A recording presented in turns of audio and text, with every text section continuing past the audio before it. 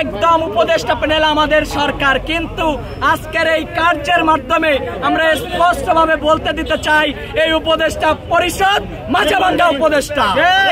আর Asif Nazrul sir, আপনাকে তো অনেক সম্মান করতাম, আপনাকে তো আমরা নিন্দা জানানোর জন্য উপদেষ্টা মারাই নাই, বাংলাদেশের পরিস্থিতি ঠিক করার জন্য উপদেষ্টা বানাইছি, কিন্তু আপনি মায়া কান্না বাদ দেন, আপার মতো মায়া কান্না বাদ দেন, নূরের রক্ত বৃথা দিতে আমরা দেব না।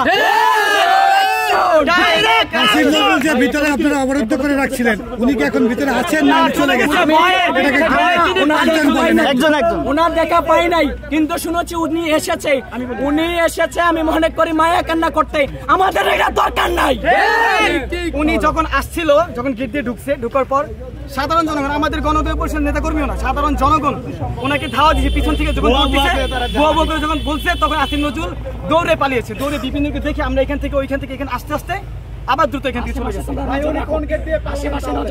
উনি পিছনে গেট থেকে পালিয়েছে, উপদেষ্টা সে পিছনে গেট থেকে আজকে পালায়। আজকে বিপিনের উপর হামলা হয়, এর সম্পূর্ণ দায় আমরা দিব আসিফ নজরুলকে। ওনারা আইন উপদেষ্টা হওয়ার পরে এই বিষয়টা ক্লিয়ার করি। আজকে যে ঘটনাটা, আমাদের আজকে একটা শান্তিপূর্ণ সমাবেশ ছিল আওয়ামী লীগ এবং জাতীয় পার্টিদের নিষিদ্ধ দাবিতে।